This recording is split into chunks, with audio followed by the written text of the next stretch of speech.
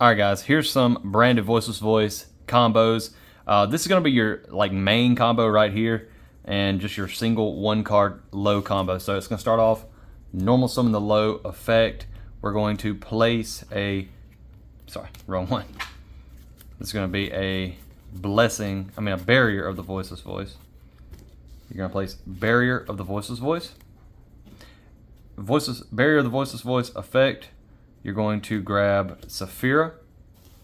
Okay, Saphira effect, send to grave this, herself, and the prayers of the Voiceless Voice to add Skull Guardian. Okay, so now is where things get interesting. So, I say interesting. You're going to go Saphira, banish for cost, tribute the low, Skull Guardian. You can do this whatever is more important to you. So you can go chain 1, 2, or chain 1, 2, or whatever. If you want to, they would have already asked you by now, I would think. So probably just block Bell. So go chain 1, chain 2. So this is going to add, this can add any voiceless ritual, any voiceless monster or ritual monster, warrior or dragon. So this will resolve first. So we're going to grab the Cerevis for our targeting protection. We're going to grab low back out to special summon. She's already triggered, so we're at 3 summons now. 3 summons with this in hand. Plus we have 4 cards in hand still. We're protected under targeting and all that. So now is where you get greedy, which typically if they haven't done anything here, you can almost suspect they don't have Bell or anything like that, so you're probably good to go. So you make Dynamundo, and you literally pass. In their draw phase, you activate Dynamundo. You're going to special back out Skull Guardian, and then you're going to trigger the low. Okay. Then you're going to trigger the low to place the trap. It will place the trap here. And this is your inboard, so you'd have this in hand, you'd have targeting negation, and then you have this in hand, blah blah blah. You get the point. So here you have an option with the trap. You can just use it as a pop, or you can use it as a special. So you can shuffle back in the blessings from the grave, and you can special summon one Voiceless Voice monster. So we're gonna do that. We're gonna shuffle back the prayers of the Voiceless Voice, and we are going to summon out the vanilla Cerevis. I say vanilla, he's not that vanilla. Okay. He's just, good card. Use his effect, first thing they do, and then we're going to bring out the one from the deck, this Cerevis. And now we have like a full interruption. Like we have a solemn strike basically. We have targeting protection on all of them. Even if they get rid of this, we still have targeting protection with this. We have 4 extra cards in hand that we didn't use. And hopefully, we're sitting on hand traps or something else. So this inboard, you got an Omni. And you got follow up, like if they don't out this, then if they don't out this, they're going to have a hard time getting over this anyway. 4,100. So typically they're going to out this. If they don't out this, we just cheat this back out. This can be special summoned. Trigger, play. It's pretty much hard for any deck to overcome this. So let's look at another combo. Okay guys, here is a 2-card combo. Low, the Voiceless Voice. So in this case, you have the option to go for this play first or this play first. Typically I would go for the branded play first, because if they have something, they're going to use it on the branded fusion. Like you have to stop the branded line. So I would go ahead and activate branded fusion. We're going to dump Fallen of Albaz.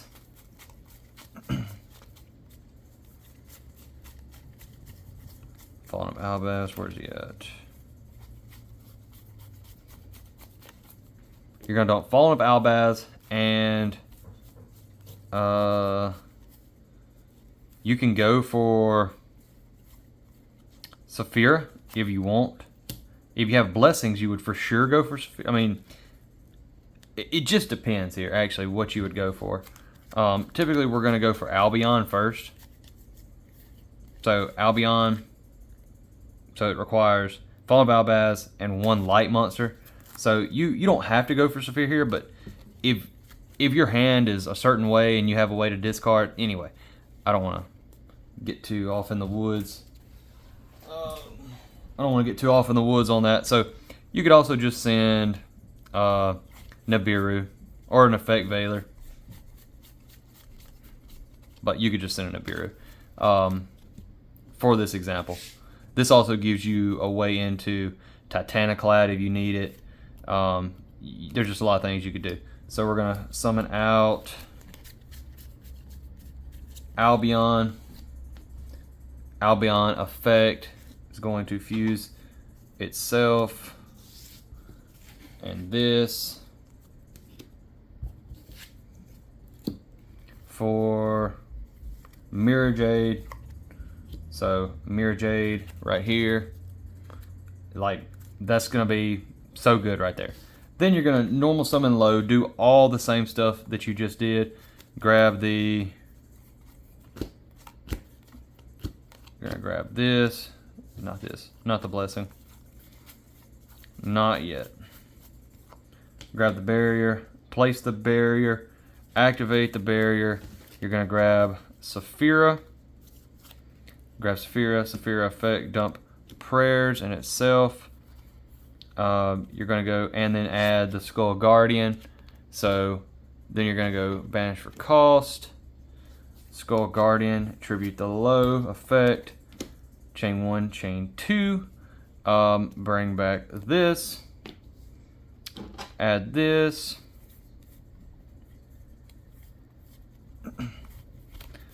Add the Saravis here. Add this guy. Or you can here, just to deviate just a little bit, you can go for the vanilla here and then get rid of this and go ahead and summon him out. And this plays under Nib, and it goes ahead and sets up your board. But if you're going to do the Dynamundo, the issue with the Dynamundo play is it plays into Nib. So you would go for this here, and you just would not have this in hand. But you would still have 3 other cards in hand. So, for example, first thing they do on their turn, you're going to tribute this, special this. Let me read something on this and make sure of. Yeah, so this just returns to the hand. I'm sorry. So now you got 4 cards in hand. You have follow-up. These cards would be back in the deck. They would shuffle in last turn because of that. So you literally restocked your Branded Fusion. The issue is we don't play 2 Albaz, so that does kind of get a little iffy. I have considered playing 2. You have everything you had before, but you have a Mirror Jade now. So you have a Mirror Jade Banish. You have 3 cards in hand, hopefully non-engine, that are good. You have 4 now. Omni Negate, Solemn Strike, basically. Targeting negation, and then you have follow-up. Hopefully some of that hand, you have at least this to do something with, and not too bad. So let me show you another combo. Okay guys, so here's a combo, like if you're in just a bad position. It's not that bad. So you might think, well, that kind of sucks. So in this combo also, it doesn't really play around Droll that well. But it's one of them things where you can get to where you need to be. So you got this Nib and you got this pre-prep. That's all you got. So you're going to activate the pre-prep. You're going to grab yourselves a Skull Guardian, and you're going to grab yourselves a Prayers of the Voiceless Voice. Now, this will go to the grave. We're going to go Prayers effect. We're going to tribute off the Nibiru. Special summon Skull Guardian. Activate Skull Guardian to add ourselves none other than the low. We'll add ourselves the low here. The low. So now we're going to normal summon the low. Low effect is going to place the barrier. The barrier, this is like one of your simpler combos. Barrier is going to do one of 2 things here. it can grab any Voiceless Voice monster or Voiceless Voice card. So, have some options here.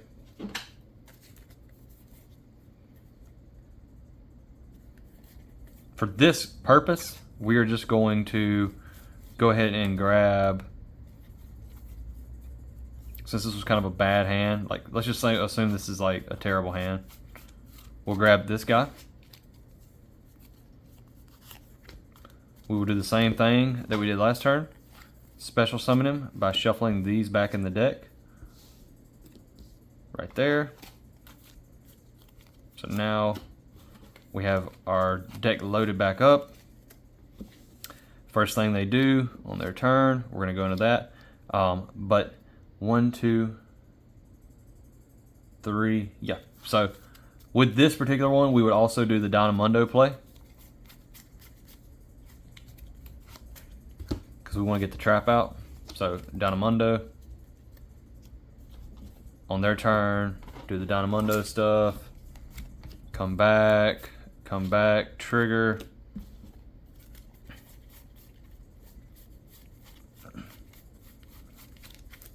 Grab the trap. Where'd I put the trap? I must put the trap. Yeah, right here. Place trap. And there you, first thing they do, you're going to bring this guy out.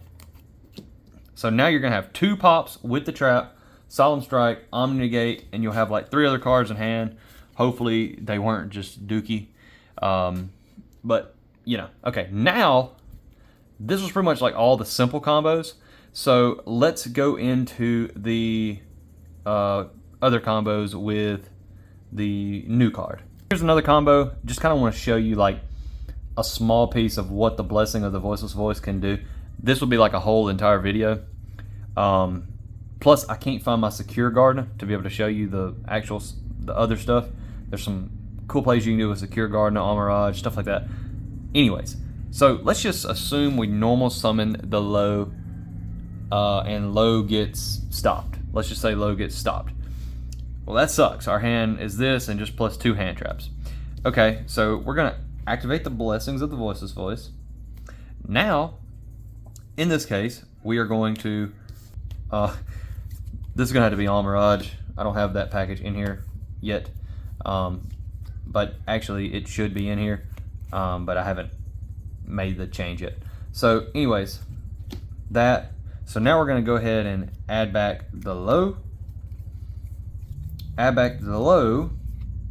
now we're going to make, well, this is gonna be Secure Gardener, okay? Just trust me, bro. Now we're gonna trigger Blessings of the Voiceless Voice, because as it says right here, if a non-ritual monster is normal special summon, you can ritual summon 1 light ritual monster from your hand by triggering monsters from your hand or field whose total level equal or exceed. But this takes precedence over that, so you would tribute the low, trigger, special back out. We wouldn't get this. So now you have an option. You can search out Saphira